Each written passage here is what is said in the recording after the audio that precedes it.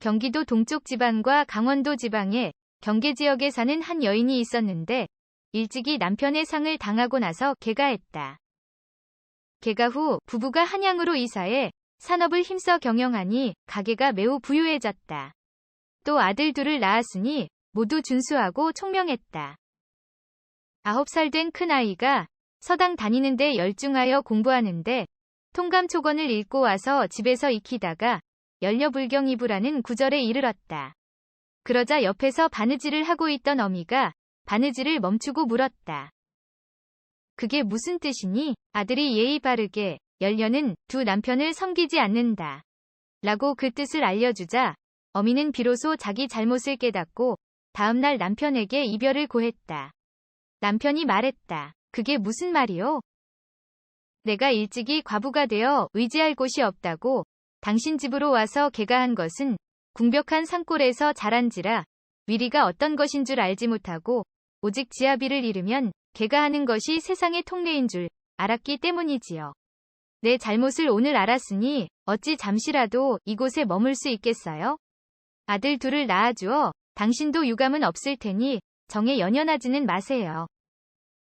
남편은 이 말을 듣고 억지로 그 뜻을 꺾을 수도 없을 것 같아 아내를 보내주었다. 그녀가 바로 그날 전 남편의 고향으로 돌아가 친척들에게 돌아온 사연을 설명해주자 친척들은 그녀를 어여삐 여겨 집을 지어주고 귀하게 대해주었다. 그리고 가까운 친족 중에서 양자를 얻어 전 남편의 뒤를 잇게 하니 고향 사람들이 칭찬을 했다. 이 일로 살펴보건대 남녀를 막론하고 배우지 않을 수 없다는 것은 명백하다.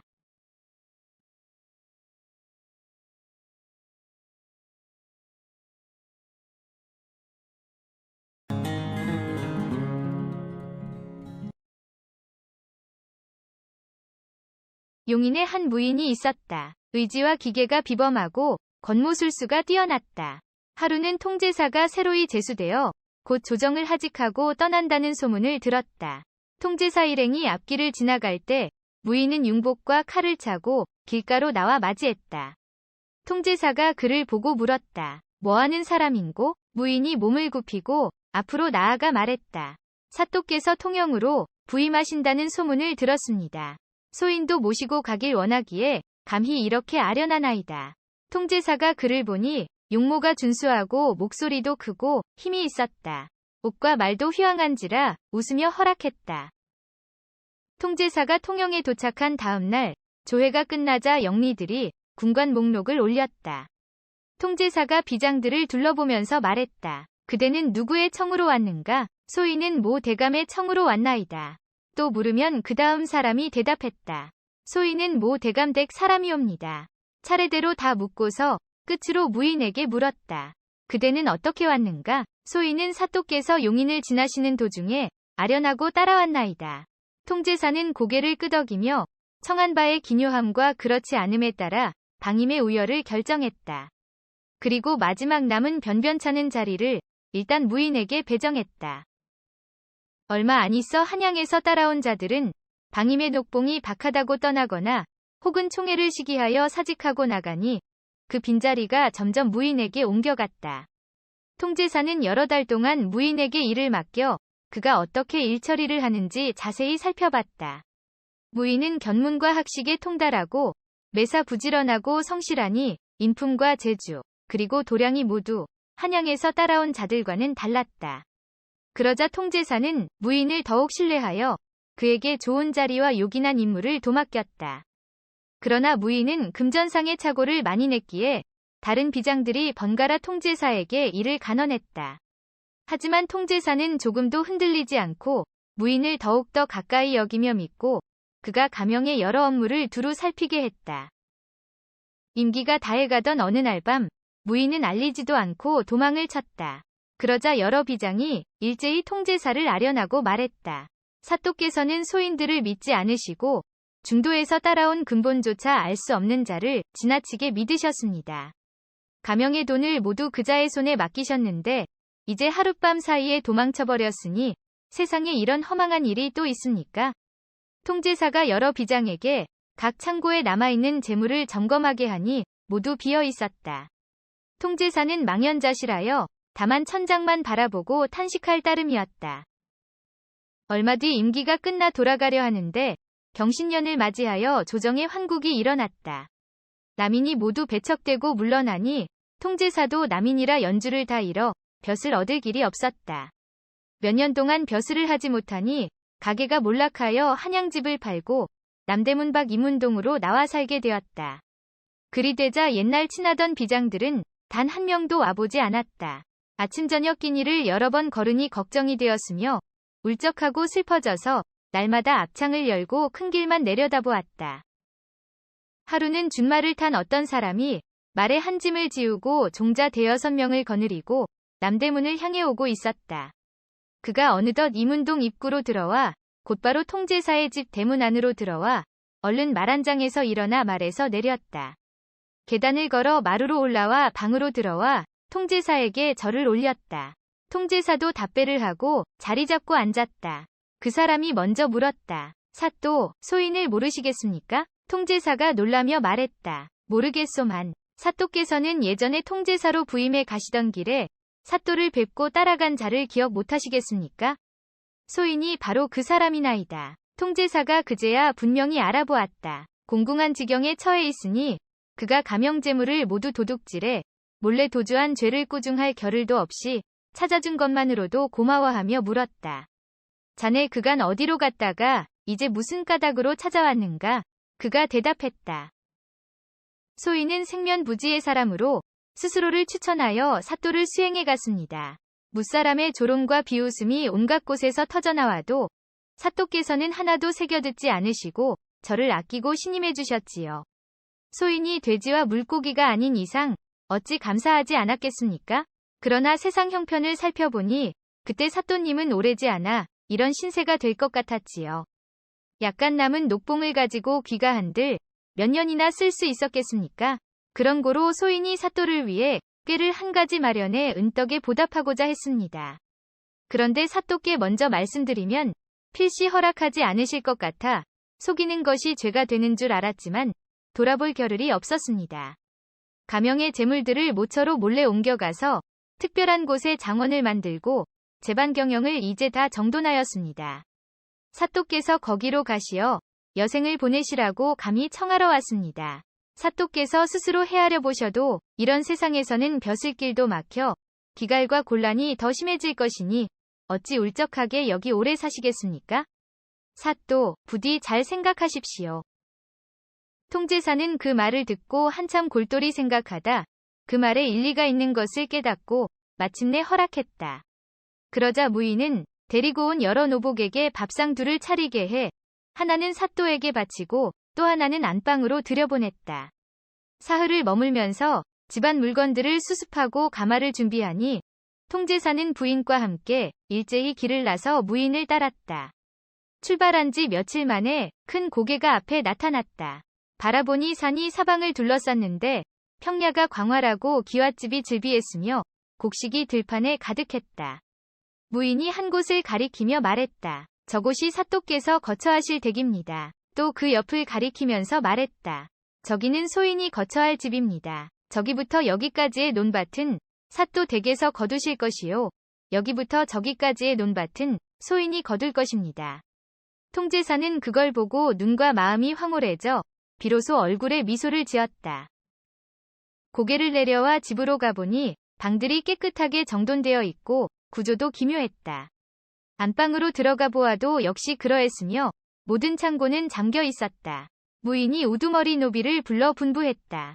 너희 상전께서 오늘 오셨다. 너희는 모두 나와 뵈어라. 그러자 건장한 노비 10수명이 일제히 나와서 절을 올렸다. 또 여종을 부르니 역시 그렇게 했다. 각 창고의 열쇠를 가져오라 하여 통제사에게 드리고 일일이 열어보이며 말했다. 이곳은 아무 곳간이고 또 이곳은 아무 창고입니다. 곡식과 마른 풀이 창고마다 가득 채워져 있었다. 다시 안방으로 들어가 보니 크게는 장롱과 솥에서부터 작게는 날마다 쓰는 잔물에 이르기까지 갖춰놓지 않은 것이 없었다. 통제사는 크게 기뻐하며 좋아했다. 무인은 자기 집도 구경하기를 청했다. 집의 칸수는 비록 적으나 깨끗이 정돈된 것은 다를 바 없었다. 이로부터 밤이나 낮이나 오가며 장기놀이도 하고 함께 들판의 곡식들도 구경하니 서로 즐거워하는 마음에 격의가 없었다. 하루는 무인이 말했다. 사또께서 이미 여기 함께 살게 되셨으니 이제 사또와 소인을 구별하여 무얼 하겠습니까? 청컨대 서로 신분의 높고 낮음을 따지지 않고 대등한 친구로 사귐이 어떠합니까? 통제사도 반기니 그 둘은 그렇게 평생토록 편안히 한가롭게 지냈다.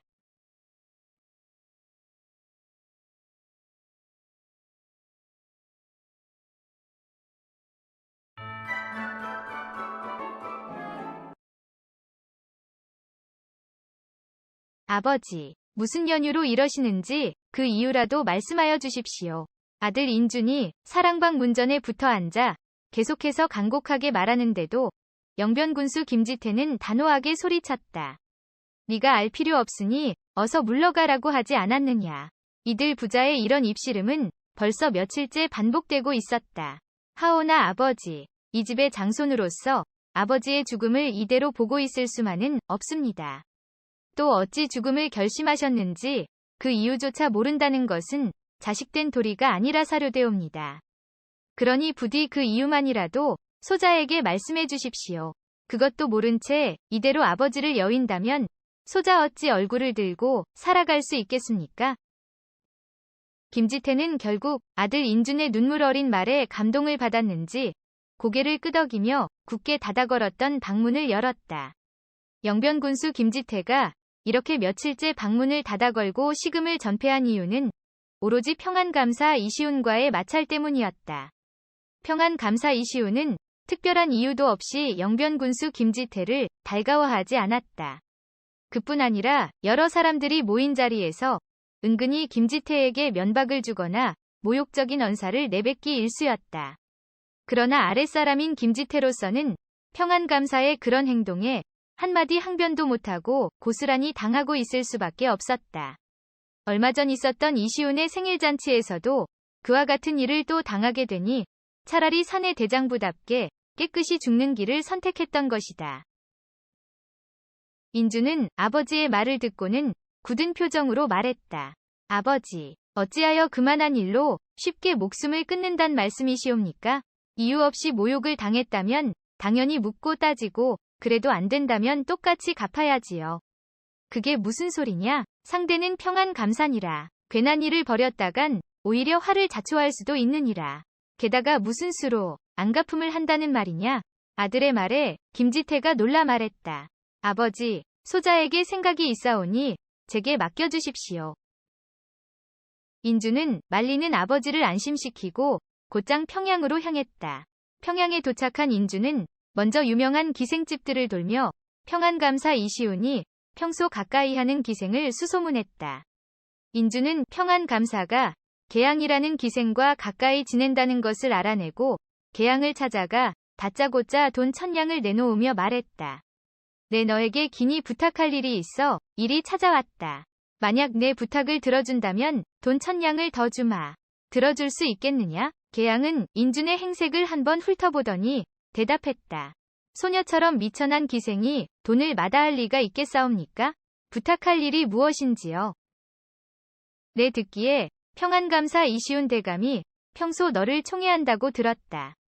다음에 이시훈 대감이 너를 찾아오거든 대감의 주머니를 몰래 뒤지거라. 하면 상감마마께서 직접 하사하신 평안감사의 인장이 있을 것이니 그것을 훔쳐서 내게 주면 된다. 상감마마께서 직접 하사하신 평안감사의 인장이라 하셨습니까? 계양은 뜻밖의 부탁에 놀라 되물었다.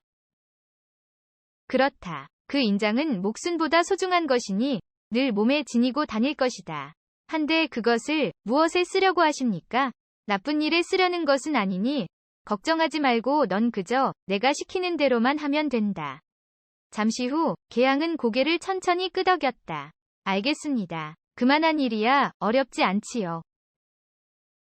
며칠 후 계양은 자신을 찾아온 평안감사 이시훈이 술에 취해 잠들자 주머니에서 인장을 꺼내 인준에게 건네주었다. 인준은 그 길로 곧장 집으로 돌아왔다.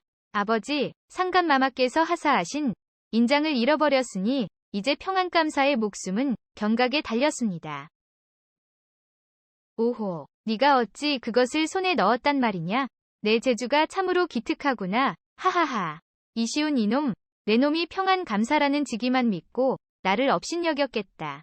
어디 두고 보자. 김지태는 인준이 건네주는 평안감사의 인장을 받으며 그렇게 큰 소리를 쳤다. 한편 평안감사 이시훈은 뒤늦게 인장이 없어진 것을 알고 그날로 자리에 들어놓았다. 당장 조정에 이 사실이 알려지기라도 하면 자신은 목숨을 부지하기도 어려울 것이었다. 상감마마께서 직접 하사하신 인장을 잃어버렸으니 어찌 살기를 바라겠는가.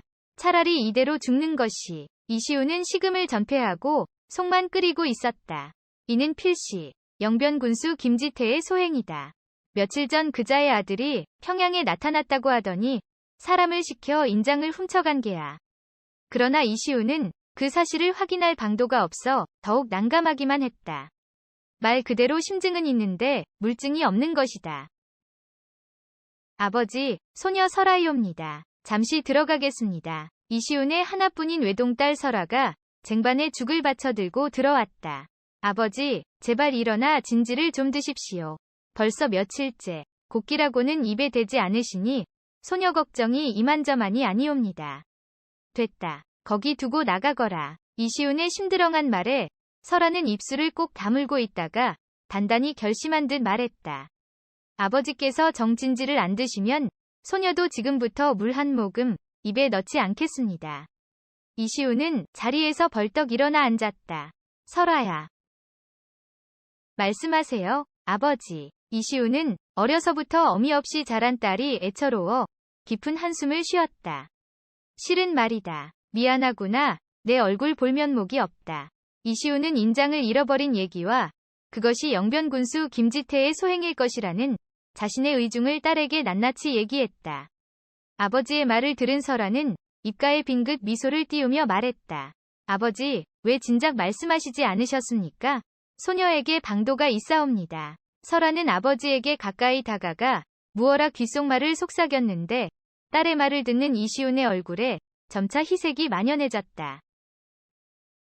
다음날 이시훈은 인근 고을 군수들에게 사령을 보내 소집령을 전달했는데 영변군수 김지태에게만은 참석하지 않으면 벌을 주겠다는 글을 따로 덧붙였다.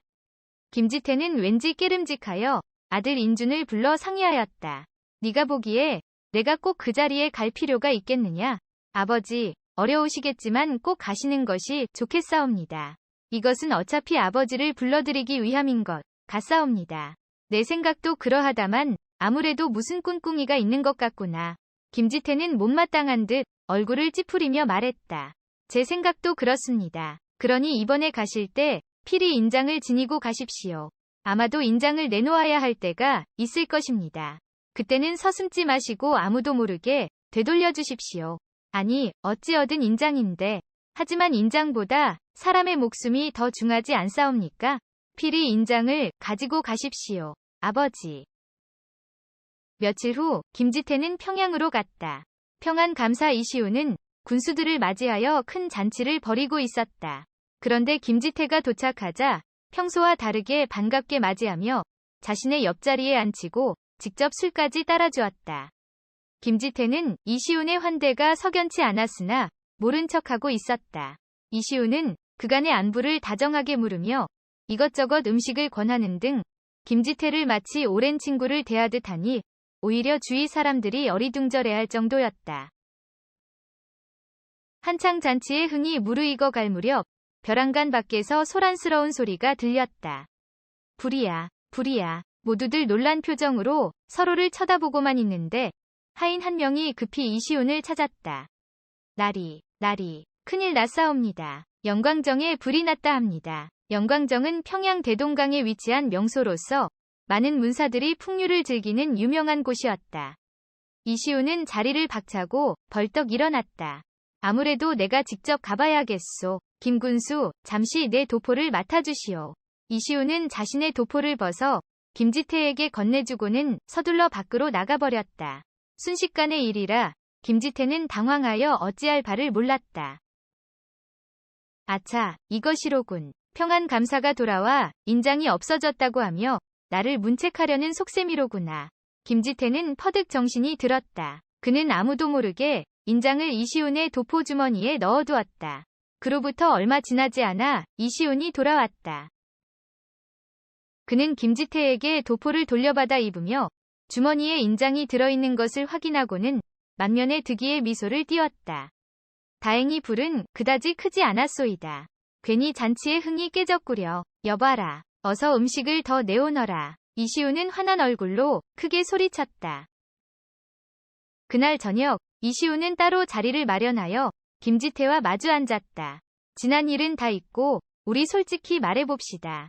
우선 내 인장을 돌려주어서 고맙소. 이시훈의 말에 김지태의 낯빛이 사색으로 변했다. 죽을 죄를 지었습니다. 대감. 아니요. 그런 뜻으로 한 말이 아니요. 난 단지 어떻게 내 인장을 가져갔으며 또 오늘 일을 어찌 짐작하고 인장을 다시 가져왔는지 그것이 궁금할 따름이요. 이시훈은 전에 없이 친근한 목소리로 물었다. 그리 말씀해 주시니 고맙습니다. 실은 저에게 아들놈이 하나 있는데 이 모두가 그 아이의 계략이었습니다. 오호라, 그래요? 실은 나도 딸 자식의 꾀로 오늘 인장을 되찾은 것이오. 하하하. 이시훈은 김지태의 아들의 지혜에 감탄하며 호탕하게 웃었다. 그래, 아들은 올해 몇이나 되었소?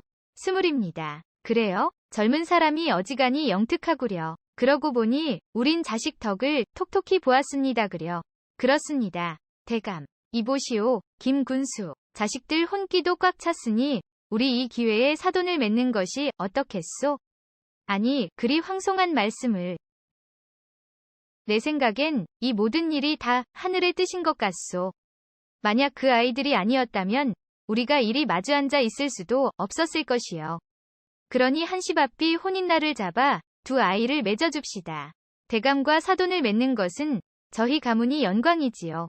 김지태는 기꺼이 승낙했다. 하하하. 일이 좋은 날 술이 빠져서는 안 되지. 여봐라. 여기 주한상을 차려오너라. 하마터면 평생 서로 미워하며 지낼 뻔했던 이시훈과 김지태는 지혜로운 자식들 덕에 지난날의 감정을 모두 잊고 사돈의 인연을 맺게 되었다.